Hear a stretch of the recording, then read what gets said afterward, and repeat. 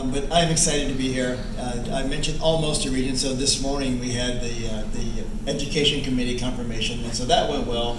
And then I think the formal vote is either Thursday or Monday with the broader House and Senate. So hopefully in a few days I'll be a regent. But we feel pretty good about where we are.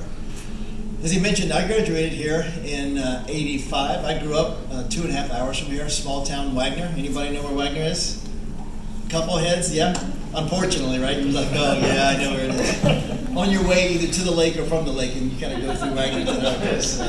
But yeah, so that's where I grew up, and I applied to 2 schools. I applied to Oklahoma and Oklahoma State, so that's kind of the view of the world that I had. And fortunately, I heard from OU first, and so that was my decision-making process.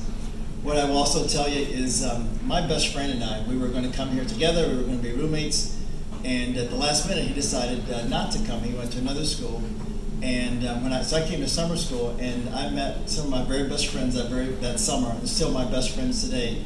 In fact, one of them, Sherrod Cravens, he's teaching an entrepreneurship class here now, and he also teaches middle school in Oklahoma City.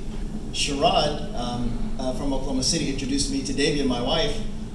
So we met in the library. That's my best library story ever. I met my wife in the library, so that is absolutely my best story ever. And so we dated throughout college and been married 32 years now. We have 2 boys, 25 and 29.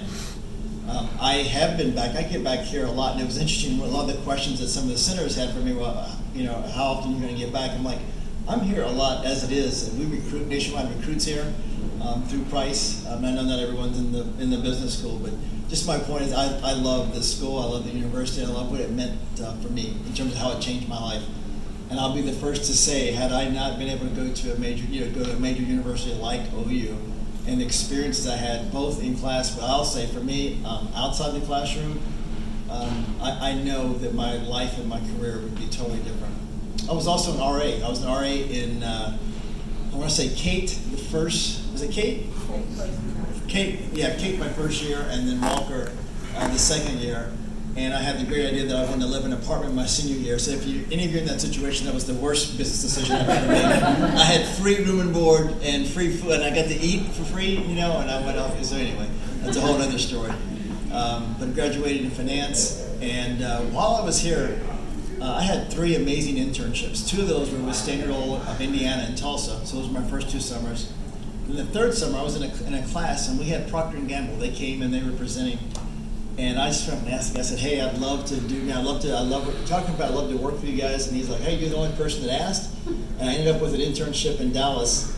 And that experience is really what put me on the trajectory that I'm on now. That really, truly changed my life. But again, it was all because of what OU was doing, who we were bringing to campus. I was also involved in Greek life, so I pledged as my 2nd semester as a freshman. So everything that I really care about now, really for the most part, started here.